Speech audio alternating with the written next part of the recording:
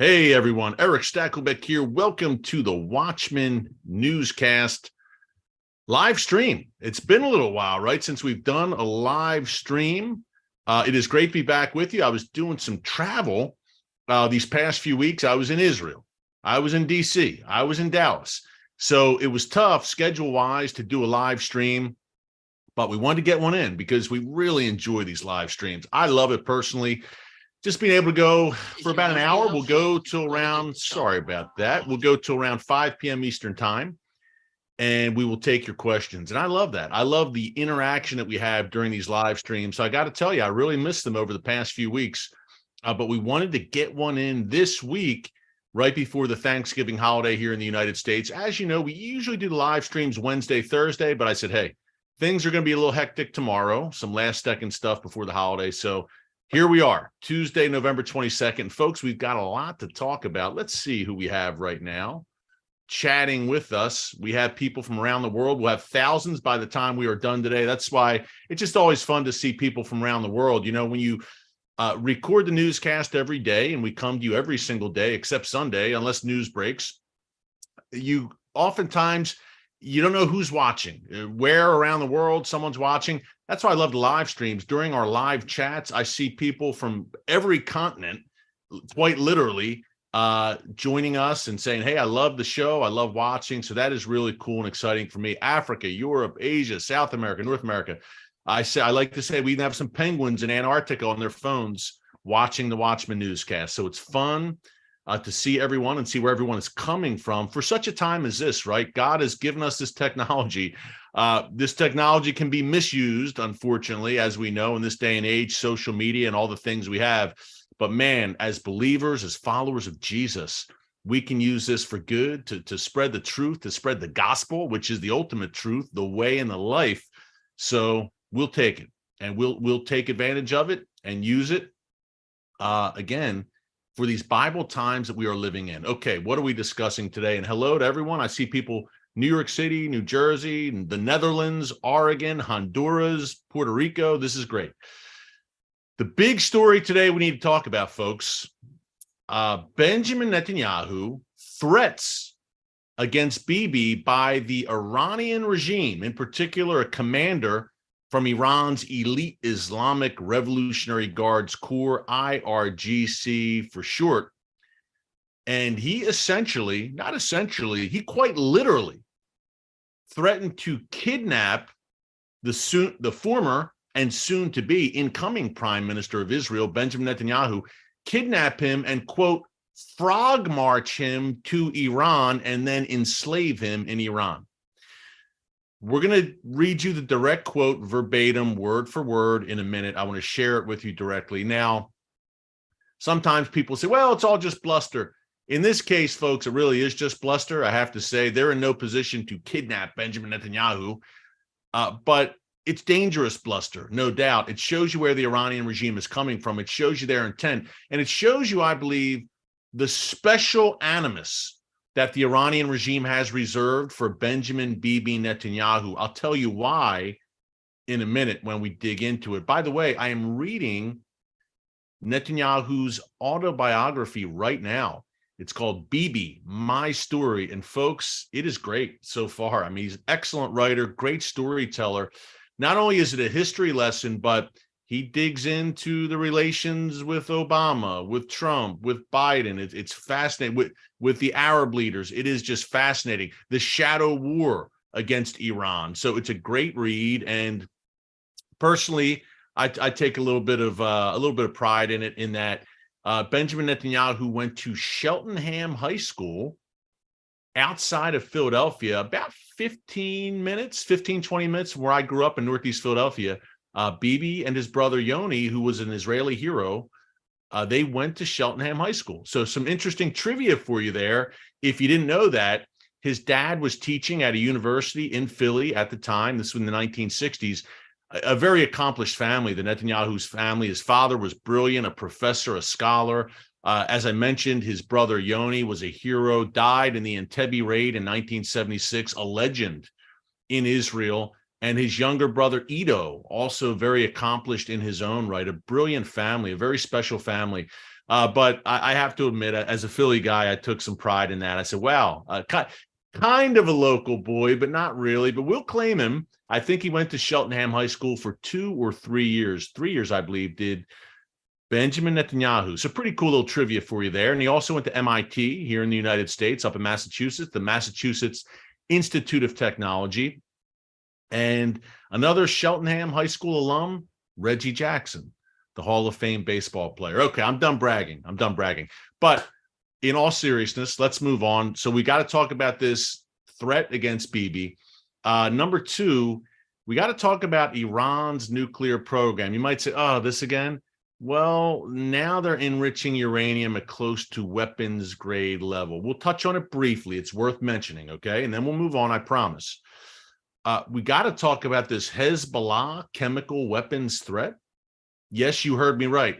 Hezbollah and chemical weapons in the same sentence. I didn't stutter. We got to talk about that. And I want to talk also about the incoming Israeli government, what we can expect. As you can tell, we're going to pack a lot into this hour, by the way, including your questions. And I want to talk about the prophetic implications for all of this. When I heard Hezbollah, chemical weapons, and Hezbollah, and we talked about this on yesterday's newscast. If you missed it, folks, you can check it out in our archives right under Newscast. While you're there, I assume if you're in the live stream, you're kind of our special forces here. But if you haven't subscribed, hey, just click the subscribe button. It's completely free. And join us here, the Watchmen and Women on the Wall, for such a time as this. We would love to have you as a subscriber and be with us every day. You get the alerts when you click the notification bell.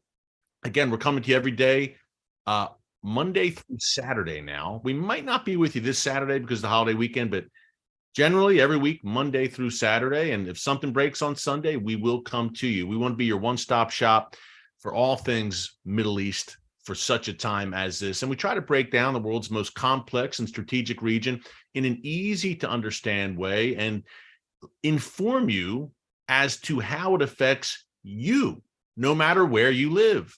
What happens in the Middle East does not stay in the Middle East. And that brings us to prophecy. I mentioned Hezbollah, chemical weapons, Hezbollah trying to transit chemical weapons through Syria, reportedly trying to do this through Syria into Lebanon. I think of Isaiah 17, the destruction of Damascus, which is foretold by the prophet Isaiah.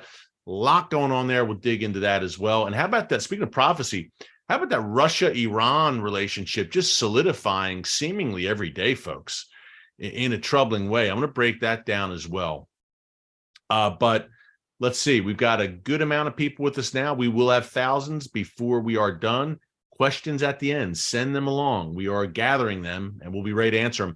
Let's get into this Bibi threat to kidnap the soon-to-be, once again, Prime Minister of Israel. Let's check it out right now, folks. I'm looking down because I want to quote directly just from my phone. I have the article here from the Jerusalem Post. IRGC, Islamic Revolutionary Guards Commander Mojtaba Fada, said Iran would, quote, frog march Netanyahu to Iran wearing a leash and a slave collar. Very interesting. He is the Iranian regime's commander of the IRGC in the province of Isfahan. That's significant. There's a nuclear reactor there. And he said, and I quote, he was speaking on Sunday, apparently. He said, and I quote, the former, soon to be current, prime minister of the Zionist regime, Benjamin Netanyahu, hoped that the protest in Iran would lead him to travel to Tehran. I assume he means after the regime is overthrown in these protests. But Allah willing, the Islamic Republic will prevail over the protesters and will frog march that prime minister to Iran wearing a leash and a slave collar. Good luck. It ain't happening. Fada also urged the destruction of the Jewish state, calling it, quote, the child murdering regime of Israel. Now, number one, this is a case, many times Iran makes threats. Most of the time, Iran makes threats. They're actually capable of carrying them out. They have the capability, logistically, everything else, militarily. They're not capable of this. And I'm not being overconfident on behalf of Israel, but it ain't happening. The security around the prime minister, intense to say the least. The security inside Israel, trying to penetrate Israel's borders. A lot of levels we could go on about that. But it does show you a few things. Number one, this is a top commander in Iran's top echelon, the Islamic Revolutionary Guards Corps, openly calling for the kidnapping and enslavement of the leader of a sovereign state. This is the equivalent of, say, a top commander in the U.S. military doing the same. Now, could you imagine? I live in the United States or wherever your country you're coming from. If you're in Europe, wherever, South America, could you imagine? It depends on the country, of course. If you're China, North Korea, this is par for the course, Iran. But can you imagine being in a place in the so-called free world where a leader says, or a leader in the military of that respective nation says, you know what, we want to kidnap him, we're going to enslave him and bring him here in a dog collar? What would happen? I can assure you that wouldn't happen in the United States. The Pentagon would condemn this commander. He'd lose his rank. He'd be everything else. Even if he was saying it about an enemy nation, even if he was saying about Ayatollah Khamenei, the supreme leader of Iran, or Xi Jinping or someone like that. But Iran doesn't play by those rules, folks. And you would think maybe, now, could you imagine if the shoe was on the other foot and say, again, a top commander in the United States, or God forbid, a top commander in the Israeli military made such a threat, made such a pronouncement against the leader of Iran, or even the leader of China, or North Korea, or Vladimir Putin? What would the UN do? My word. The UN would sanction and roundly condemn, release a statement condemning the United States, condemning Israel. But what do you get when Iran spews forth, the Iranian regime, not the Iranian people, who are bravely in the streets right now against the regime? What do you get when regime members spew out this hatred, this bile? What do you get from the UN? Crickets chirping, nothing, radio silence. Can you say double standard? Can you say hypocrisy? Can you say moral relativism? And can you say a complete lack of moral clarity? That's what you have at Turtle Bay in New York in the form of the United Nations. He makes this statement, calls for literally the kidnapping and enslavement of the leader of a sovereign nation.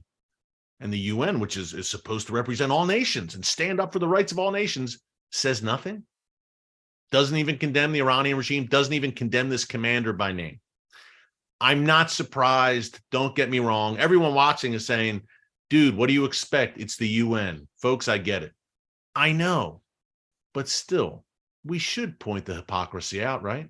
Shouldn't we still? It still deserves to be pointed out. And I'll continue to point it out because the UN has utterly failed and then some in its mission, miserably. And the UN has passed more resolutions against Israel than any other nation. Folks, really wrap your heads around that. More resolutions against Israel, a nation the size of the state of New Jersey, a democracy, than any other nation. Hard to wrap your head around that. That means Iran, China, North Korea, the former Soviet Union, Cuba, the list goes on. They've had more resolutions aimed their way than Israel has by the UN. I rest my case. There's really nothing else to say. Let's move on. I'm dead serious. Speaking of Benjamin Netanyahu, we've got this threat, but this is a steady stream of threats, again, from Iran. It's usually not so personal. It's usually Israel writ large, the nation state of Israel, or the Jewish people. It's usually not so personally aimed at one leader. They did that with Trump a lot too. The Iranian regime hated Trump, which brings me to the crux of the matter. Why? Why such a personal targeting, and why such personal animus against Bibi and against Trump? Simple. Because they hurt the Iranian regime in a way that other leaders haven't. Trump ordered the hit on Qasem Soleimani, the terror master, the not so dearly departed terror kingpin of the Iranian regime, the third, possibly even the second, most powerful man in the Iranian regime, was killed in a U.S. drone strike ordered by former President Trump in January 2020. And the regime has never forgotten it. They've been vowing revenge ever since. And that was decided upon in the Oval Office by former President Trump. And the regime hates him for it. Not only that, he pulled out of the disastrous Iran nuclear deal, which hurt the regime big time. And he ramped up sanctions on Iran and squeezed them once again on the Iranian regime. He also designated the aforementioned Iranian Islamic Revolutionary Guards Corps as a specially designated terrorist organization. By the way, he also moved the U.S. Embassy to Jerusalem, recognized Jerusalem as Israel's undivided capital, and recognized Israeli sovereignty over the Golan Heights. So Iran had a lot to be mad about when it came to former President Trump. When it came to or comes to Benjamin Netanyahu, same deal. Bibi, prime minister from, well, the first go-round was 1996 to 1999. Then we had a 10-year lull where he served as finance minister, different positions in the opposition in the Knesset.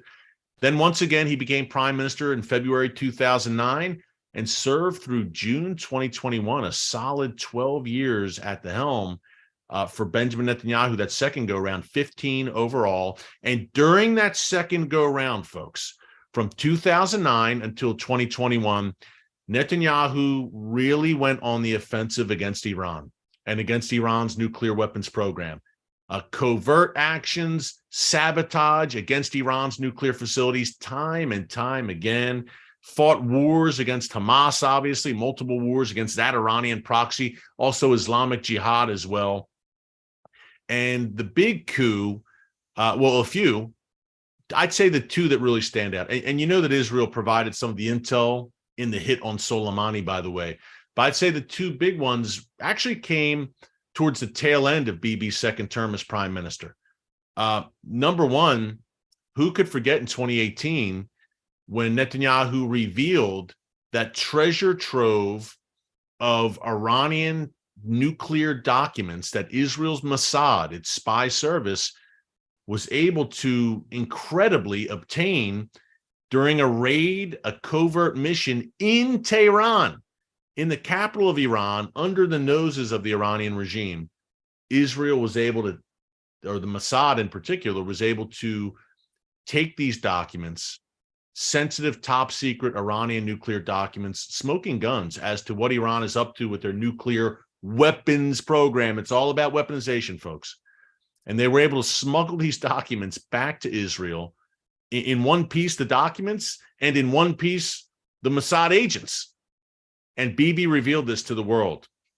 What an embarrassment for the Iranian regime. Talk about egg on their faces. The hated Zionists crept in the cover of night in Tehran, no less, and got their hands on a treasure trove of nuclear documents. And then Netanyahu, who ordered the mission, revealed it to the world. What an utter embarrassment for the Iranian regime. As was Soleimani's death, as was the events of almost 2 years ago now, to the day almost, November 2020, when Mohsen Fakhrizadeh, who was considered the father of Iran's nuclear program, he was killed by Israel's Mossad. That's not even really speculation at this point. In a daring hit outside of Tehran, Fakhrizadeh was killed. Soleimani, I said earlier, indispensable to the Iranian regime and their mission and their goals and their strategy around the region and really around the world. But Mohsen Fakhrizadeh, in many ways, folks, was indispensable to that nuclear program. He was eliminated by Israel. Who ordered it? Benjamin Netanyahu. So from 2009 to 2021, Netanyahu was a thorn in Iran's side in many ways. And he will be once again, no doubt. So a special animus, now you see why, that the Iranian regime holds for former President Trump and former and soon to be current Israeli Prime Minister Benjamin Netanyahu. That's why the threats that Iran levies against Bibi and Trump are so personal in nature. They hate the United States writ large and they hate Israel writ large, but there's a special hatred, a demonic hatred. Folks, let's just lay it out. Let's be honest. The spirit of Haman, whose story unfolded in latter-day Persia, some 2,600 years ago, which is laid out in the book of Esther in the Bible. Haman was not Persian by blood, by the way, but he nevertheless was the prime minister in Persia, a very, very powerful man who had an obsessive and demonic hatred for the Jewish people. Things didn't end too well for Haman. He was hung on the very gallows, he and his family, that he had erected for Mordecai. God sometimes, not only does God have an incredible sense of justice, almost a sense of humor. Haman is hung on the very gallows, again, that he erected for Mordecai. You can't make this up. Only the Bible and only these kinds of stories. It's amazing. And I love the story of Esther. And I love that justice, that divine justice that God always seems to come through and administer. And he will do it in the case of the modern day Hamans in Tehran. I'm talking about the Iranian regime as well. So interesting times, folks. And speaking of Benjamin Netanyahu, oh, we've got a troll, GLK. We can block him. Khazar devils. The Jewish people of Israel are devils. They're Khazars. That's the old counter now from the anti-Semites. Bye-bye. We can delete you. Hey, and the new thing, by the way, folks, as we have in all seriousness, anti-Semitism and that kind of nonsense rising in the United States, remember, the new thing now, and I love calling trolls out because we've got great people here on these live streams. So you guys feel free to call them out too. We've got great people here on this live stream from around the world taking time out of their busy day to join us for such a time as this in these Bible times we're living in, to get a dose of truth and biblical encouragement, brothers and sisters in Christ. And we've got knuckleheads infiltrating and trying to join the chat and anti-Semites. And come on. Goodbye. No tolerance for that.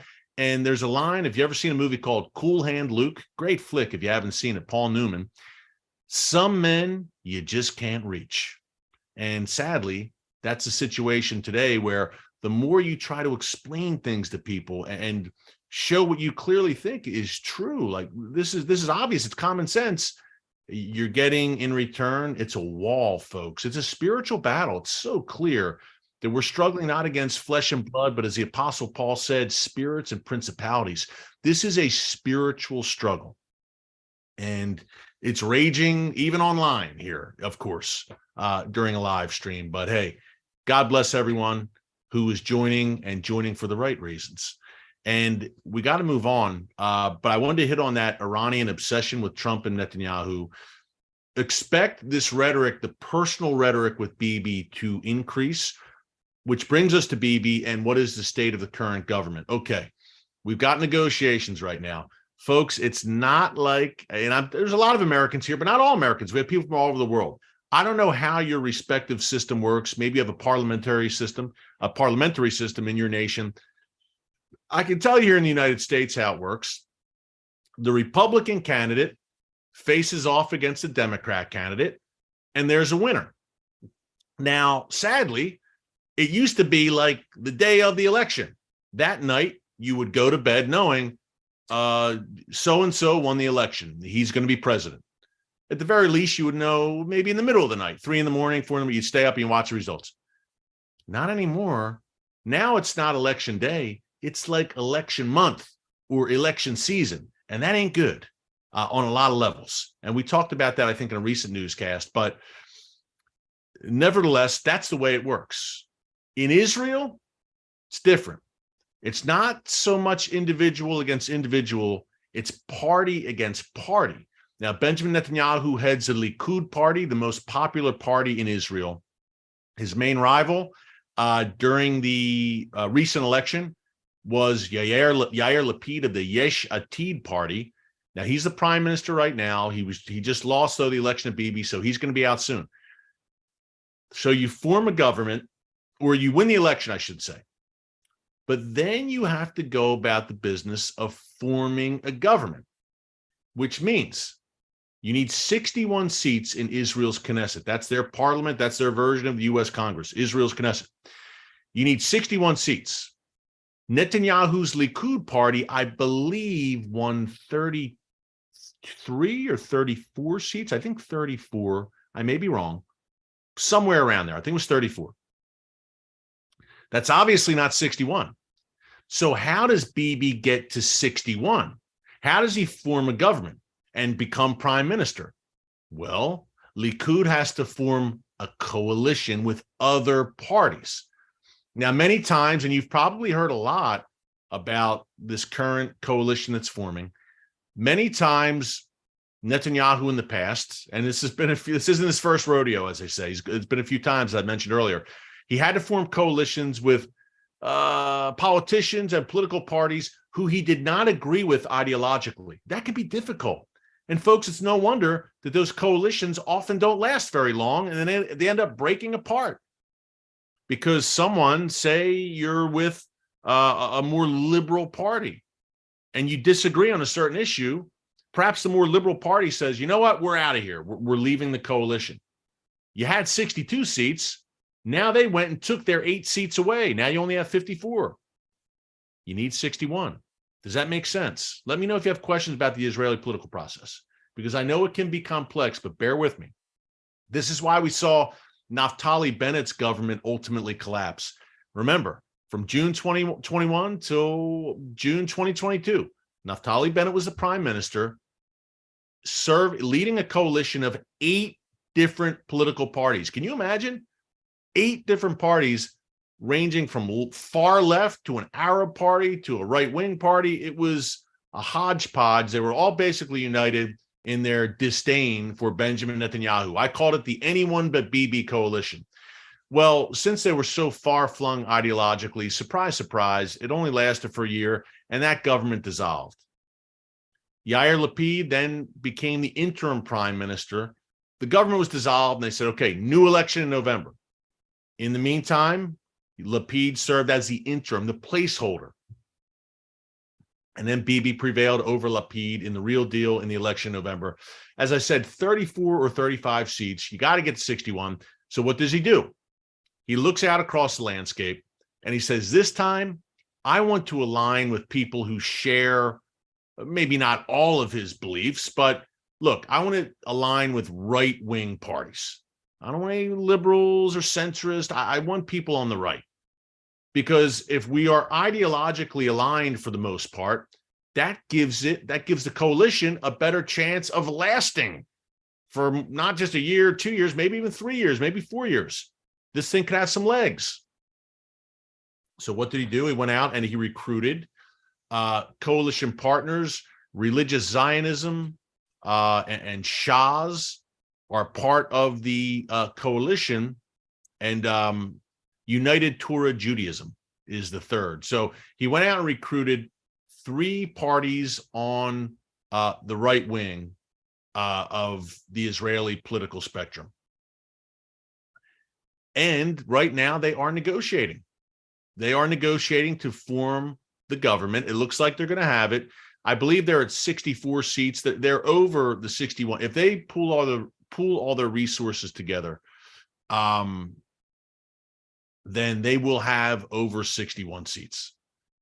The thing is now they're negotiating, and now it gets tricky because the various coalition partners, hey, they want a seat at the table. I want to be defense minister. I want to be finance minister. I want to be foreign minister. Everyone has their eye on a certain position. So that's what the wrangling is about right now. And Israel's election was on November 1st. It's now November 22nd. I know Bibi wanted to have this government formed by mid-November. It's now November 22nd. We are getting into late November, and they're still negotiating. This happens a lot. When you're trying to form that coalition, there is a lot of wrangling, and it happens a lot. So we'll see. It seemed to be that there was some progress made earlier this week, and now it seems that the coalition conversation is kind of getting tense again. So I highly doubt, folks, that Netanyahu and his coalition partners, they're on the cusp of having a truly right-wing government. I highly, highly doubt that they're going to let this chance pass them by. It's not impossible that they say, you know what, we're going to blow it up. We're not going to do it after all.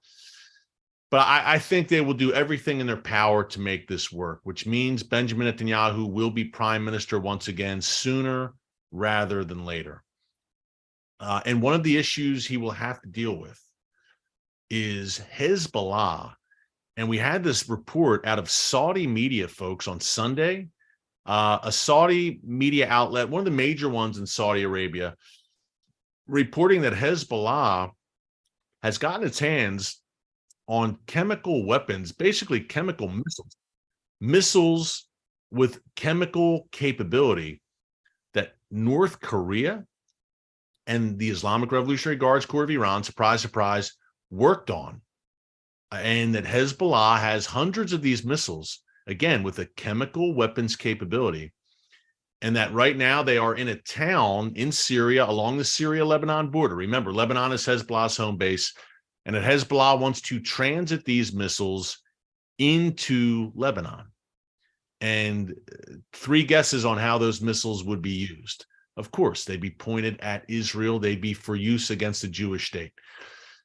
Now, if this report is indeed accurate, and again, we don't have secondary or third sourcing on this, which I usually would love to have on such a report, but nonetheless, it's important to mention, look, the Saudis, I think of Al Arabiya and their certain Saudi media outlets many times are pretty on point with some in-depth reporting about what's going on in the region and some very good sources, especially when it comes to Iran and its proxies.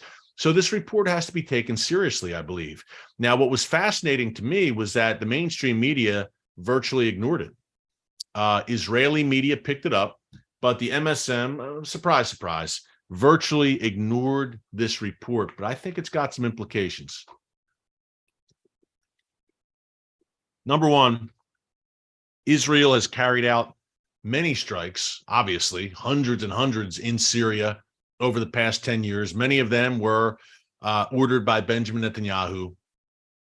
And some of those strikes involve striking chemical weapons facilities in Syria. We've heard several reports of that, including recently in Masayaf, which is in northwestern Syria, where apparently these Hezbollah chemical tipped missiles were produced. So number one, there's a precedent here. That's why we need to take it seriously. Number two, we know that Iran and Hezbollah have been attempting to get their hands on advanced and more lethal weapons to use against Israel. Usually here in the newscast, we're talking about the precision-guided missiles, PGMs for short. They do exactly what their name says, folks. They are designed to hit the target with greater accuracy and greater precision. So we're talking about PGMs. But folks, this is a new, escalation. Chemical weapons, if this is indeed true. Now, Israel has excellent intelligence, obviously.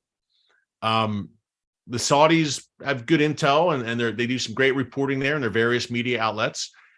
But Israel's got a leg up there, and it's in their backyard. So rest assured, if a Saudi media outlet is reporting this, then Israel, the Israel Defense Forces, Israeli intelligence, they're well aware of this. So if this is indeed an accurate report, you will be hearing, I would predict, in my humble opinion, that Israel will strike these chemical assets that Hezbollah reportedly has gotten its hands on along the Syria-Lebanon border. They, according to the Saudi piece, they want to transport them to Bint Jbeil, which is a town in southern Lebanon, a Hezbollah stronghold. So, wow, to me, a major report. I'm shocked in one sense that even more Middle East media outlets haven't picked this up. But the prophetic implications, if, God forbid, you don't even want to consider such a thing, obviously, but if chemical weapons were used against Israel, how do you think Israel would respond? Israel's response, and rightfully so, would be devastating, clearly. And that response would target, I would think, Hezbollah, of course, Iran, you would think, and also Syria, which has been housing these chemical weapons, where the chemical weapons are apparently being produced. So you would think that Syria would pay a heavy price for allowing this to occur on its soil. and facilitating it. There's no other way to put it, folks. And Israel threatened Syria a few weeks ago, threatened the Assad regime. If you continue to allow Iran to operate on your soil and transfer weapons and facilitate weapons transfers, then we have DH here too. Daniel, we can block him making jokes about the Holocaust, the Shoah. So yeah, we can block that as well. Thank God my trusty producer Daniel is here to weed out the anti-Semites and the jokers, which aren't so funny, on the chat. Apologies to everyone who is viewing and is on the chat, having a great conversation back and forth. I'm following you guys. So not a lot of room for Holocaust deniers and people making jokes about the Holocaust. Bye-bye. Good riddance. But where am I getting here with the chemical weapons? And Syria, if it did host such activity on its soil and allow that to be facilitated, where is Damascus, folks? It's the capital of Syria. Do you know what Isaiah 17 says? If you know the word of God, if you don't, pull it up on your phone, your tablet, grab your Bible. I'm still a hard copy guy. I like with books, with my Bible, I like a hard copy in my hands. I'm old school, I guess. I never really got into the Kindle, which the Kindle's great, but I like it in my hands. What can I say? Especially when it comes to the Bible, although I have my verses on my phone and everything. But Isaiah 17 talks about a day that is coming where Damascus, you won't want to be there. Let's just say that. It talks about a day where Damascus will become, quote, a ruinous heap. It will cease to be a city. Now, looking back over the historical landscape, Damascus is one of the world's oldest inhabited cities. It has never been completely destroyed. It has never been completely razed to the ground. Even the Mongols, who were notorious, I read about what the Mongols did to Baghdad. The Mongols were just notorious for leaving a trail of destruction, terror, and mayhem in the Middle East, Asia, Europe, and beyond. Even they did not completely destroy Damascus. And yet, the Bible, the book of Isaiah, chapter 17, is very clear that Damascus will cease to be a city. So one of the oldest inhabited cities in the world will actually cease to be a city. Some people have said, well, look at what happened in the Syrian civil war over the past 11 years. Damascus has been bombed. It's a mess. Yes, but it has not ceased to be a city, folks. People still live in Damascus. It's still up and running. Bashar al-Assad, the Syrian dictator, spends a lot of time there. Iran is obviously very active there. We report practically every other day, it seems, of these Iranian weapons transfers going through Damascus airport. So Damascus is still Damascus. I know there's a lot of rubble there. I know it looks awful, but it hasn't ceased to be a city. It's not a completely ruinous heap. There are still intact buildings in Damascus, and many people still live there. Not what it was, obviously, before 2011, far from it, including the population, but you can't say Isaiah 17, folks, suggest, it states that Damascus will cease to be a city. It will become a ruinous heap. Now, with everything that's been happening in Syria over the past 11 years, and we talk about this consistently on the newscast, and I hear when we talk the prophetic, what do I hear the most? Ezekiel 38 and 39, which I believe is at the doorstep. At the doorstep could be 5 years from now. That's still awful close. The book of Ezekiel, chapters 38 and 39, the war of Gog and Magog. And the second thing I hear the most is Isaiah 17. Our Watchman viewers are no dummies. We have, I believe, one of the most well-informed audiences and subscriber bases anywhere, certainly on YouTube. And that's why I love the live streams. I love getting the chance to talk to you all and go back and forth on this. But it's going to happen, and people aren't, again, there's no dummies here. People know what's going on in Syria, and that it is kind of a tripwire for potentially major events. I've called it the Great Northern War. Folks, Israel striking Iran's nuclear facilities. We're getting closer to that with Bibi coming back in office. We just had Zaki Hanegbi, an advisor to Bibi, a longtime colleague of Bibi in the Likud party. He's been saying openly in recent weeks, if there's no new Iran nuclear deal, or if there's a horrible deal, and if the U.S. refuses to act, I believe, said Zaki Hanegbi, that Benjamin Netanyahu will act against Iran's nuclear weapons facilities.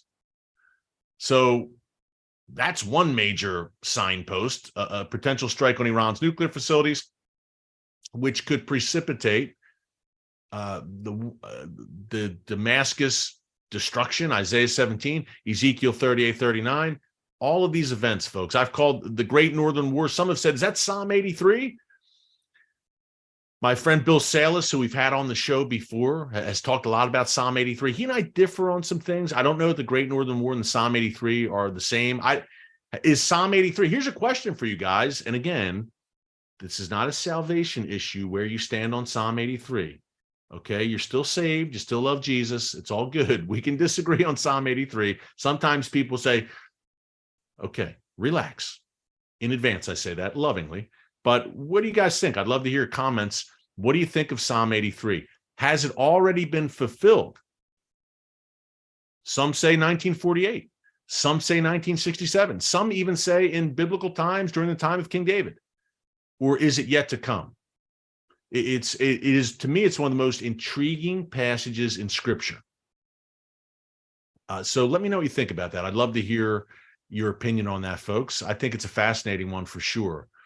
Ezekiel 38-39, Isaiah 17, and Psalm 83. That's what we hear the most here on the newscast from our commenters, from our viewers. People are no dummies. We have a very, very smart, informed, and just spirit-filled viewership and audience who gets it. You know the signs and the times. I compare our viewers to the sons of Issachar, the men of Issachar. The Bible says they knew the signs, they knew the times, they knew what David should do about it, what Israel should do about it. An elite group of 200 men who surrounded King David. Well, we've got 503,000 men and women. We just passed the 500,000 subscriber mark, which is exciting. And man, I see the men and women of Issachar, the sons and daughters of Issachar here. It's a treat to be with you all. I only wish we could go live every single day. Maybe we will eventually. But I only wish we'd go live and have this interactive conversation every day. Okay, we have to get to questions. I wanted to get to Russia. Ask me about Russia in the question. And one thing about Russia, I did recently a YouTube short where now you guys might have noticed if you're regular viewers, we take a shorter clip from our YouTube videos and we make about a 1-minute clip. But I did one about Iran supplying Russia with drones, saying that's a bad thing. Folks, I got so much pushback saying, what do you mean? The U.S. is supplying Ukraine and the West is supplying tit for tat. Who cares if Iran is supplying Russia with drones? I'm not even going to detail. But I think it's an easy answer to that, and I didn't respond. But I mean, folks, a lot of pushback. Probably a lot of trolls, too, to be honest with you. Pro-Putin people, pro-Iran people. But it's pretty easy comeback. We have the world's #1 state sponsor of terrorism, which is vowing to wipe Israel and the United States off the map. Yeah, it's kind of problematic that they're getting involved in a European war and equipping Vladimir Putin, who's also an adversary. So I don't know. I don't think it's hard to separate that. Someone wrote, either you believe all the Bible or some of the Bible. You can't cherry pick.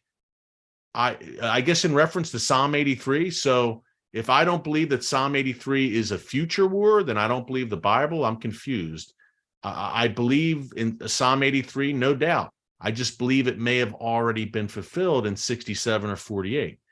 I'm not going to bet the house on it or anything like that. It could be a future war, but it doesn't mean I don't believe Scripture. Again, we can have different views of certain prophetic passages, especially when it comes to prophecy. It's rare that you're going to see eye to eye with everyone on everything. Okay. And again, not a salvation issue. I believe every word of the Word of God. I just believe that maybe Psalm 83 might not be in the future, but that's okay. I just had to point that out. I glanced over and saw a comment. I had to shake my head. Okay. Let's get to questions. What do we have here, guys? 1 second. I am going to pull these up. Pardon me. Let's see. Here we go. We got them. Okay. Scrolling through here, folks. 1 second. Thank you for your patience.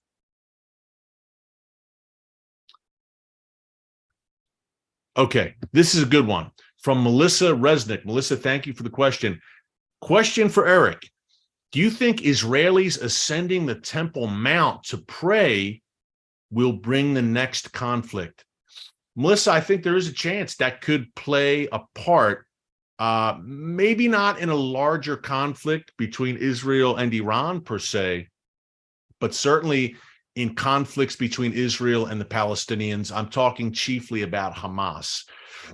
The new Israeli government that we talked about earlier, this right-wing coalition incoming, many members of this coalition are saying, hey, we should be able to pray on the Temple Mount. This is crazy. The current status quo is nuts. To rewind, a history lesson for you, because people might be saying, wait, Jews can't pray on the Temple Mount? Isn't that something? No, they can't pray on the Temple Mount. In 1967, when Israel reconquered Jerusalem, it once again became the undivided capital of the Jewish state. At that time, Moshe Dayan, who was Israel's defense minister for a time, he let the Arabs maintain control of the Temple Mount. In particular, Jordan. The Jordanians are the custodians of the Temple Mount. Remember, that's where the Al-Aqsa Mosque and the Dome of the Rock are today, those sites which are holy to Muslims. But the Temple Mount was once the site of Solomon's temple and also the Second Temple. The Ark of the Covenant was once there. God's divine presence once dwelt there. The Second Temple, of course, Jesus taught there, chased out the money changers. So massive significance for Jews, of course. It's their holiest site, and Christians as well. I'm not going to get into where was the temple debate in the comments. People saying it wasn't on the Temple Mount. It was in the Sea of David. All the archaeologists say it. Who? Name one archaeologist, credible archaeologist in Israel who says that. I've yet to meet them, but we don't want to get sidetracked in that conversation again. The temples were there. Now the Islamic shrines are there, and Jews have not been able to pray since for 2,000 years on the Temple Mount. But 1967, since then, if Jews go up to the Temple Mount and they try to pray, they could be arrested. It's that serious of a thing. But here's the deal. Over the past few years, more and more Jews are losing their patience. And they're saying, wait a minute, this is our holiest site. Our forefathers prayed here 3,000 years ago. As a Christian, Jesus walked that Temple Mount, taught inside the temple. And you're telling me that we're not allowed to openly pray up here? Only Muslims can pray up there? And the Jews in Israel say, that's not right. More and more are saying that. So you see record numbers of Jews ascending the Temple Mount. And now, they can't pray openly, but they can ascend the Temple Mount. I'm not a Jew, but I've done it many times. I've been on top of the Temple Mount. Walked all around. I spent a lot of time up there. Now this incoming government, members of this incoming coalition, are adamant that, hey, we should be able to pray there. So what's going to happen? Could this new government change the status quo? Could they eventually declare that Jews, you know what? New day, Jews, we believe, should pray on the Temple Mount. Already, the Palestinians, Palestinian Authority, Hamas, Jordan are all saying, don't you dare do it. Don't change the status quo. But what if there is a push? And what if a guy like Itamar Ben-Gvir, who is the most controversial figure in this new Israeli coalition, what if he starts to go up in the Temple Mount on a regular basis? And members of the coalition, members of the government start to go up there. Folks, we are in prophetic times. And Jerusalem and the Temple Mount in particular, more and more will be the focus of the world's attention. Jerusalem, if you look on the map, is literally the center of the world.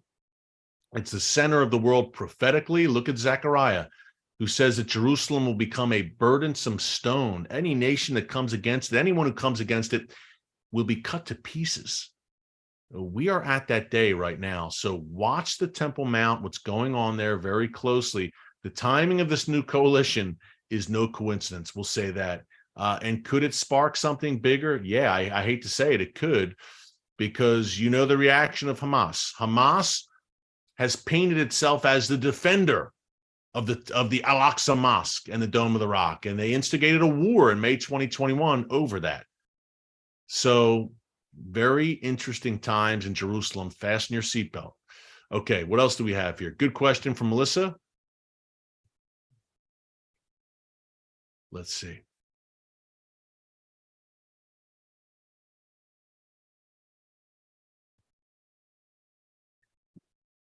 Okay, from Jim Brown, I'll try to answer this. A general question, but I think you guys might find interesting. Why do some people call Galilee the Galilee? I never hear these same people call the Sea of the Galilee. Well, people do call the Galilee region, I call it the Galilee. Yeah, we were up in the Galilee. That's just, you have the different parts of the Galilee region. You have the region around the Sea of Galilee. Why they don't call it the Sea of the Galilee, of the Galilee, good question. But many in Israel call it the Kinneret. Many Christians obviously call it the Sea of Galilee, where Jesus spent a lot of time, the disciples spent a lot of time. But in Israel, they call it the Kinneret. And many Israelis, we call it a sea. Israelis say it's a lake. They say the Sea of Galilee is actually a lake, and they call it the Kinneret. Interesting. I was just there about a month ago.